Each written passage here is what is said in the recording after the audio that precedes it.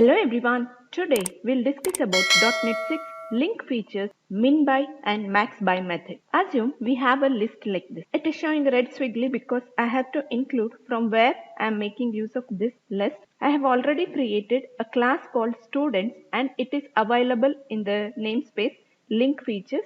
We need to use that in our main program. So suppose I want to find out which student in this list is topper and which student is a poor performer based on marks. So first we'll discuss how we can do that without using MinBy and MaxBy methods.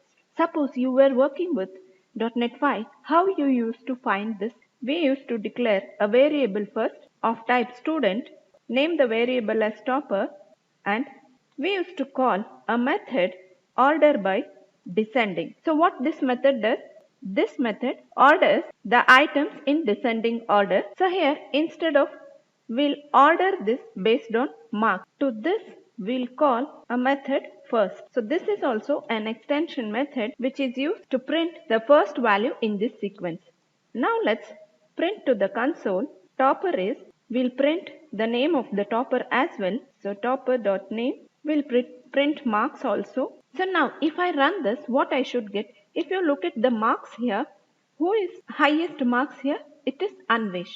So let's run this and check whether we get the same output. You can see here topper is Anvesh with marks 90. We'll insert a colon here. Next, we have found out the maximum marks, that is, let me change this to 35. Now, how do we find out minimum marks, that is, who is the last person or poor performer here? To do that, we can make use of order by method here. So I'll just copy this line here, paste here, change the variable name as poor performer. Instead of descending, I'll put here order by. So what this order by method does? It sorts the elements in the ascending order. The poor performer name along with his marks to the console. Poor performer is poor performer dot name with marks poor performer dot marks. Now if I run this, I should get both topper as well as poor performer. You can see here topper is Anvesh with marks 90 and poor performer is Vedansh with marks 35. Now we'll discuss the new features added in .NET 6, that is MinBy and MaxBy. .NET 6 has introduced this awesome feature wherein we can just call single extended method in order to find out minimum and maximum values of collection. So I'll just copy this same line. Here instead of order by descending, we can just make use of MaxBy method.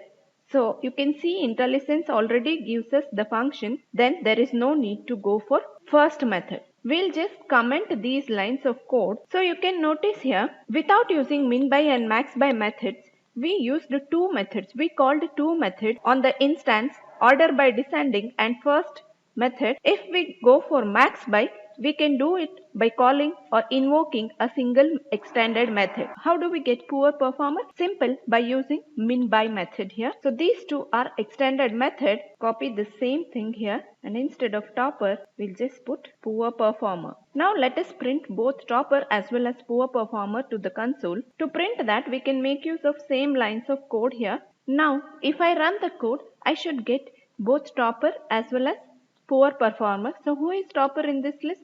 It's Anvesh. Who is poor performer? Vedansh. So let's run this and you can, with the new methods MinBy and MaxBy, we are getting the same output. Invoking only a single method, that is MaxBy method and MinBy method, which has greater value and which is having lesser value depending on the selector we mentioned. So here the selector I have mentioned as mark.